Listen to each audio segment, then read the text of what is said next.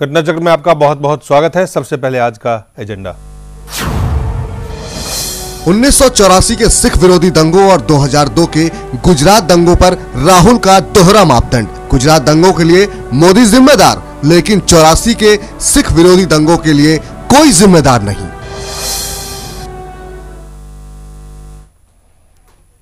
राहुल गांधी कहते हैं कि गुजरात जब दंगे हुए तो नरेंद्र मोदी मुख्यमंत्री थे और इसलिए उनकी पूरी जिम्मेदारी बनती है। यही सवाल जब पूछा जाता है कांग्रेस पार्टी के नेता से कि 1984 में जो दंगे हुए उस समय केंद्र में किसकी सरकार थी, और उसके बाद जो दंगे भी नहीं, गुजरात में तो दंगे हुए, वहाँ हिंदू भी मारे गए कम संख्या में, ज़्यादा संख्या में वहाँ मुस्लिम मारे गए। उसकी शुरुआत होती है गोधरा से, लेकिन यहाँ इंदिरा गांधी को 2 सुरक्षा गार्ड के द्वारा उनकी हत्या के बाद दिल्ली में जिस तरह से सिखों का और पूरे देश में हुआ कत्लेआम, क्या उसे दंगा भी कहा जा सकता है? लेकिन फिलहाल बहस उस पर नहीं है कि दंगा कहें या कत्लेआम, बहस इस पे है कि क्या दोहरा मापदंड जायज़ है। क्या राहुल गांधी से जब लगातार सवाल पूछे जाते हैं या कांग्रेस के नेताओं से, तो 2 पैमाना क्यों होता है? गुजरात में दंगे हुए, गुजरात में लोग मारे गए, 790 अगर आधिकारिक सूत्रों की माने तो 790 मुस्लिम और 254 हिंदू मारे गए, और जो आधिकारिक सूत्रों से 84 के जिसे दंगे कहते हैं उसमें इंडियन गवर्नमेंट रिपोर्टेड 2732 डेथ्स, और सिर्फ सिखों का हुआ था। सबसे पहले आपको हम दिखाते हैं कि आज राहुल गांधी ने एक चैनल को इंटरव्यू दिया, उसके बाद अलग अलग लोगों ने अपनी प्रतिक्रिया दी है। सबसे पहले आपको हम दिखाते हैं कि राहुल गांधी ने क्या कहा। वास्तविकता यह है कि 84 के नरसंहार का तत्कालीन प्रधानमंत्री और राहुल जी के पिता राजीव गांधी ने समर्थन किया था। गुजरात के दंगे थे जिसका किसी ने समर्थन नहीं किया। 84 के दंगे में विज्ञान से विपरीत नई थियरी राजीव गांधी जी ने पेश की थी समर्थन में। उन्होंने कहा था कि जब बड़ा पेड़ गिरता है तो धरती हिलती है। राहुल जी, विज्ञान कहता है कि जब धरती हिलती है तो पेड़ गिरते हैं, लेकिन इस विज्ञान को पलटकर अपने सिखों के नरसंहार का समर्थन किया था कांग्रेस पार्टी ने। गुजरात के दंगे में गवर्नमेंट इन्वॉल्व थी, इतना उनका कहना सही है, लेकिन उनके भी पक्ष से सिखों के साथ जो हुआ उसमें भी कोताही हुई है, गलतियां हुई है, और गलतियों को छिपाने की कोशिश हुई है, उनको जस्टिफाइड करने की कोशिश हुई है। डिबेट करें या न करें, उससे क्या फर्क पड़ता है? कई मामलों में उनकी आर्थिक नीतियों खास करके एक ही तरह की हैं, जो कांग्रेस की हैं, जो इनकी बीजेपी की हैं। श्री राहुल गांधी ने ये कहा है कि इंटरव्यू में टीवी पर कि 2002 के दंगों के लिए नरेंद्र मोदी जिम्मेदार है। ये बात जो कि हम 2002 से लगातार कहते आ रहे हैं, और मेरी अम्मी ज़किया जाफरी इसकी लड़ाई कोर्ट में लड़ रही है। ये बहुत ही महत्वपूर्ण बात है कि कांग्रेस के इतने वरिष्ठ नेता जो कि पीएम कैंडिडेट भी बन सकते हैं कांग्रेस के आगे चलकर, उनका ये मंतव्य है। मैं ये चाहूँगा कि कांग्रेस पार्टी आज सेंटर में रूल कर रही है, और वो जो कम्युनल वायलेंस बिल है उसे वो जल्द से जल्द पास कराए। डीपी त्रिपाठी एनसीपी के नेता है, उन्होंने भी प्रतिक्रिया दी है। क्या कहा उन्होंने? राहुल गांधी के जो बयान है, जो इंटरव्यू है, उस पर क्या कहा है? नहीं, उन्होंने दूसरी बात कही है। राहुल गांधी जी ने कहा है कि 2002 के गुजरात के दंगों में राज्य सरकार ने और प्रशासन ने दंगों को प्रोत्साहित किया, दंगाइयों की मदद की, जो सही है। 84 के सिख विरोधी दंगों में कांग्रेस के तमाम लोग शामिल थे, ये बात भी राहुल गांधी जी ने कही है। कांग्रेस पार्टी को और सरकार को उसी समय इन लोगों के खिलाफ कार्रवाई करनी चाहिए थी, जो कार्रवाई नहीं की गई। डीपी त्रिपाठी जो बात कह रहे हैं राहुल गांधी ने, वाकई में उन्होंने कहा कि could be, may be, probably there were some Congressman and also involved. हो सकता है कि कुछ कांग्रेस के नेता उसमें शायद शामिल हों, ये बात राहुल गांधी ने कही। फिलहाल रविशंकर प्रसाद बीजेपी के उप नेता है राज्यसभा में, वरिष्ठ नेता, उन्होंने क्या कहा वो हम आपको दिखाते हैं। गुजरात और सिक्किम के नरसंहारों के बारे में जो बात कही है वो बेबुनियाद है, मैं उसकी भर्त्सना करता हूं। And it is a textbook case of speaking a lie. Gujarat के मामले में वहां की सरकार ने राइट को रोकने की कोशिश की। आपको मालूम है 9 सेंसिटिव केसेस में एसआईटी के इन्वेस्टिगेशन हुए, जो दोषी पाए गए उनका ट्रायल चल रहा है। नरेंद्र मोदी के खिलाफ मोटिवेटेड एलिगेशन लगाए गए, उसमें एसआईटी ने इन्वेस्टिगेट किया, जिसके सारे पर्सनल सुप्रीम कोर्ट ने खुद चुने। नरेंद्र मोदी जी का खुद इंटरोगेशन हुआ, सवाल उनसे पूछे गए 8-9 घंटे। इसके बाद एसआईटी ने उनके खिलाफ सारे आरोप को बेबुनियाद पाया और इसके बाद सुप्रीम कोर्ट के डायरेक्शन में कोर्ट ने सुनवाई की कंप्लेंट को सुनने के बाद and found the report to be worthy of acceptance. इसके बाद भी उन्होंने कहना कि गुजरात की सरकार ने इंजीनियर किया, यह दुर्भाग्यपूर्ण है। Mister Rahul Gandhi is supposed to be the vice president of his party and supposedly projected as the PM's candidate. How can he be so utterly irresponsible in making these kinds of wild allegations?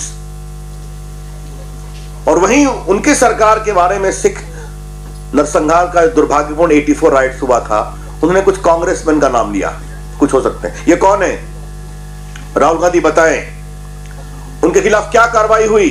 Rahul Gandhi बताइए, क्यों नहीं कार्रवाई हुई? क्या हम नहीं जानते कि सज्जन कुमार को बचाने के लिए दिल्ली पुलिस और सीबीआई ने पूरी कोशिश की और जिस एक्विटल को कोर्ट ने अपील में बहुत गंभीर टिप्पणियां की हैं, ये बताने की जरूरत है क्या? और पूरे 84 से 98 तक कुछ नहीं हुआ। जब नानावती कमीशन अटल बिहारी वाजपेयी की सरकार में आया तो कुछ जांच आगे बढ़ सकी, ये हम सभी जानते हैं। और शिरोमणि अकाली दल बादल के नेता भी हैं और प्रकाश सिंह बादल के बहू भी हैं। हर्षमत कौर ने क्या कहा है वो आप सुने। उनकी सोच जितनी गिरी हुई उनकी हरकत थी, उनकी दादी जी की हरकत। पहले पंजाब में आतंकवाद आया, आतंकवाद के नाम पे पूरी नौजवान पीढ़ी को खत्म कर दिया गया, क्योंकि पंजाब की सरकार इनकी दादी जी के अंडर थी, प्रेसिडेंट्स रूल था। उसके बाद जब आतंकवाद को हटाने के लिए दरबार साहब पे कैसे तोपे टैंके चलाई, उसके बाद इनके पिताजी ने जो सिखों के साथ कत्लेआम किए, और आज राहुल गांधी जी जिन्होंने 30 साल से उनको बचाते ही नहीं रहे, लेकिन आज इतिहास को बदल दिया ये कह के कि हम तो कत्लेआम करवा नहीं रहे थे, हम तो रोक रहे थे। ये तो इतिहास बदलने वाली बात हो गई कि जो कातिल है वो कहने लग जाए कि मैंने कत्ल नहीं, माय लॉर्ड, मैंने तो बचाया। तो ये इससे और गिरी हुई हरकत क्या हो सकती है? और मैं समझती हूँ ये इनकी इंसानियत ही नहीं, लेकिन ये पॉलिटिक्स के लिए कितने भूखे, पावर के लिए कितने भूखे हैं। कहते हैं ना बयान में कि मुझे I am not power hungry, I think there is nobody more power hungry than him, कि he is willing to change, ये इतिहास बदलने का दिया कि मुझे वोट मिल जाए। अभिषेक मनु सिंह भी कांग्रेस के नेता हैं, प्रवक्ता हैं। उन्होंने भाजपा के नेता पे हमला बोला क्योंकि भाजपा के नेता ने राहुल गांधी के जो बयान थे उस पे उन्होंने हमला बोला था।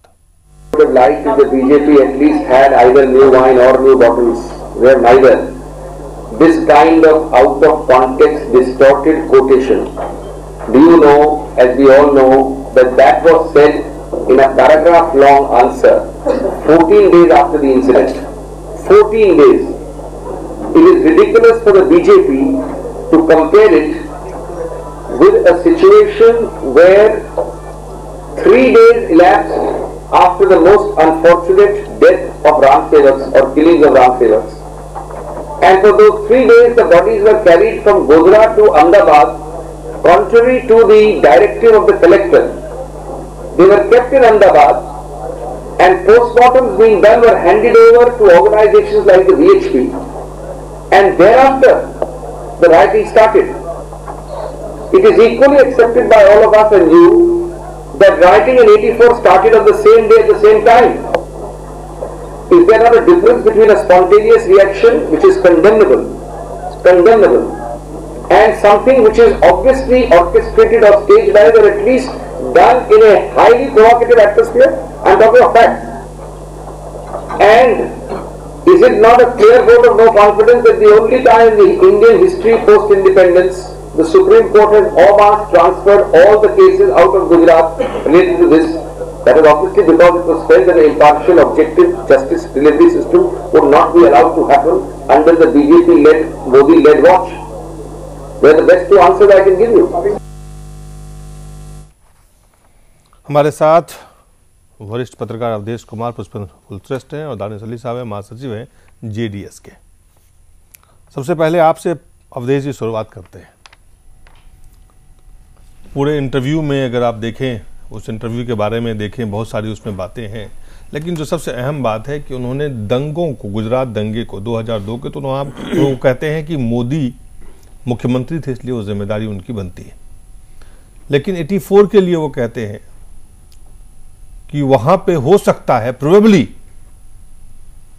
कुछ कांग्रेस के लोग उसमें शामिल हो। राहुल गांधी जो कांग्रेस के अभी एक तरह से सर्वोच्च नेता है, 2014 के चुनाव में अभियान समिति के अध्यक्ष हैं, उनके तरफ से इस बयान का, इस जवाब का क्या मतलब निकाला जाए? देखिए, राहुल गांधी ने प्रश्न की शुरुआत यहाँ से हुई थी कि जब प्रधानमंत्री ने 3 जनवरी को अपने पत्रकार वार्ता में ये कहा कि हमको इस प्रकार से कठोर नेता नहीं होना है कि जब अहमदाबाद में मैसेकर हो रहा हो तो उसको हम जाके उसकी अध्यक्षता करें। तो इसी बारे में प्रश्न किया गया था कि प्रधानमंत्री के उस बयान से आप सहमत हैं कि नहीं है। उसी पर उन्होंने कहा कि नहीं, मैं प्रधानमंत्री के बयान से बिल्कुल सहमत हूं। नरेंद्र मोदी ने वो दंगे कराए और दंगों को बढ़ावा दिया। तो ये बहुत, और साथ ही साथ इस मामले में उन्होंने केवल ये नहीं कहा है कि कुछ कांग्रेसियों ने भाग लिया, उन्होंने ये कहा है कि हमारा मतलब जो कांग्रेस यहाँ की जो सरकार थी वो दंगों रोकने में लगी हुई थी, उसकी भूमिका दंगा रोकने की थी और गुजरात की भूमिका दंगा बढ़ाने की थी, ये उन्होंने बयान दिया। पहली टिप्पणी मेरी यह है दिलीप जी कि यह दुर्भाग्यपूर्ण है और भारत के लिए त्रासदी है। दंगे चाहे किसी समुदाय के बीच हो, वो मानवता पर दाग होता है, चाहे हिंदू मरे, मुसलमान मरे, सिख मरे, कोई भी मरे, 1 मरे 4000 मरे, आखिर वो मनुष्य मरता है और भारतीय मरता है। उसके बाद की त्रासदी उस समाज और परिवार को भुगतना पड़ता है। तो जो लीडरशिप है उसकी भूमिका 2 ही होनी चाहिए। पहली भूमिका तो यह होनी चाहिए कि दंगे के जो दोषी हैं उनको चिन्हित करके जो कानूनी एजेंसियां हैं वो ठीक से इन्वेस्टिगेट करें, उनको सजा दे, ताकि जिनके साथ ट्रेजेडी हुई है उनको लगे कि हमारे साथ न्याय हो रहा है, और साथ ही साथ उनके घाव पर मरहम, जो कहते हैं मरहम लगाने की कोशिश हो कि धीरे धीरे उनका ठीक से रिहेबिलिटेशन हो, उनको मलहम लगाया जाए कि कुछ लोगों का काम था, पूरे समुदाय का नहीं था। गुजरात में क्या हो रहा है कि गुजरात में ठीक इसके उल्टा हो रहा है। सजाएं तो वहां लोगों को मिल रही है, लेकिन पॉलिटिकल पार्टियां, एनजीओ, कुछ मीडिया, ये मिलकर उस घाव को बार बार कुरेदने की कोशिश कर रही है, उसको जीवित रखने की कोशिश कर रही है। और राहुल गांधी जी ने जो कहा है उसके पीछे उद्देश्य क्या हो सकता है? पहला उद्देश्य तो यह है कि उन्होंने 2 पैमाना इसलिए बनाया है क्योंकि उनके पास भाजपा एवं नरेंद्र मोदी के खिलाफ इसके अलावा कुछ भी ऐसा कहने के लिए नहीं है जिससे कि वोट का ध्रुवीकरण कांग्रेस के पक्ष में हो सके। दूसरा इसलिए है क्योंकि एक समुदाय के लिए उनको मोदी को खलनायक साबित करना बहुत आवश्यक है, क्योंकि कांग्रेस की स्थिति इतनी खराब है, उनको मालूम है, तो कोई मुद्दा नहीं है। इसलिए मैं कह रहा हूं कि यह केवल और केवल हमारे देश की घृणित और गंदी राजनीति का है। मैं 2002 का 1984 के दंगों की तुलना करता ही नहीं। 1984 तो वो एक प्रकार से एंटी सिख मैसेकर था। अगर एक भी हिंदू यहां मारे गए होते, पुलिस की गोली से भी मारे गए होते, तो माना जाता कि यहां सरकार ने रोका है। दूसरी बात आप देखिए, दिल्ली का भौगोलिक क्षेत्र जो है वो कितना छोटा उस समय रहा होगा। 35 से 36 लाख की आबादी उस समय थी। यहां दंगे को रोकना बिल्कुल आसान था। गुजरात एक बड़ा भौगोलिक क्षेत्र है, वहां थोड़ी कठिनाई भी हो सकती थी, लेकिन फिर भी वहां जो कुछ भी हुआ सरकार का फेलियर मैं इस मायने में मानता हूं कि जो भी वहां का मुख्यमंत्री हो, प्राइम मिनिस्टर के अगर मुख्यमंत्री के तहत होता है तो एक नाते मुख्यमंत्री के नाते तो वो दोषी हो सकते हैं। लेकिन इस बात को मानना कि सरकार ने दंगे कराए तो फिर वहां पुलिस की गोली से उतने लोग क्यों मरे? जो 254 लोग मरे हैं उसमें मैक्सिमम पुलिस की गोली से मारे गए हैं। दूसरे दिन शाम को वहां सेना उतर गई थी, रक्षा मंत्री जॉर्ज फर्नांडिस वहां थे। दिल्ली में क्या हो रहा था? दिल्ली के प्राइम मिनिस्टर ने, जो उस समय के प्रधानमंत्री ने अपने भाषण में कहा जब बड़ा पैर गिरता है तो धरती हिलती है। यह डिफरेंसेस था दोनों में। इसलिए राहुल गांधी का जो कथन है उसको स्वीकार नहीं किया जा सकता है, चाहे प्राइम मिनिस्टर का हो। और यह दुर्भाग्यपूर्ण है कि देश की बड़ी पार्टी आज भी उन घावों को कुरेद करके और एक समुदाय के अंदर एक भय कायम रखना चाहती है। जी अनिस अली साहब, मैं ब्रेक पे जाना, लेकिन ब्रेक पे जाने से पहले क्या आप ये मानते हैं कि राहुल गांधी का विशुद्ध सियासी बयान वोट के लिए चुनाव के पहले ये दिया गया एक बयान है जिससे कि ध्रुवीकरण हो राजनीति में? देखिए, बीजेपी और कांग्रेस की राजनीति में कोई फर्क नहीं है। मैं आ रहा हूं। एक ने कहा कि जब कोई बड़ा पेड़ गिरता है तो धरती हिलती है। दूसरे ने कहा था कि न्यूटन्स लॉ ऑफ मोशन का उन्होंने एग्जाम्पल दिया था। नरेंद्र मोदी मुख्यमंत्री थे, उन्होंने कहा था every action has a equal and opposite reaction. जो साबरमती एक्सप्रेस जलाई गई उसके रिएक्शन में हो रहा है जो हो रहा है। 84 के दंगे हो या 2002 के दंगे हो, ये दोनों स्टेट स्पॉन्सर्ड टेररिज्म था। दोनों सरकार द्वारा प्रायोजित ये दंगे नहीं थे, ये मैसेकर्स थे। चाहे दिल्ली का हो चाहे गुजरात का हो, इसमें बिल्कुल भी कोई फर्क नहीं नजर आता। और जहां तक गुजरात में सजा दिलाने की बात है, सजा माफ कीजिएगा, भारतीय जनता पार्टी की सरकार या नरेंद्र मोदी की सरकार नहीं दिला रही। उन्होंने तो पूरी अपनी कोशिश करी। ये तो सुप्रीम कोर्ट ने जो है एसआईटी अपॉइंट की, कोर्ट ने जो है इन्वेस्टिगेटिंग एजेंसीज को डायरेक्ट किया, उन में जाकर के ये सजाएं हुई हैं।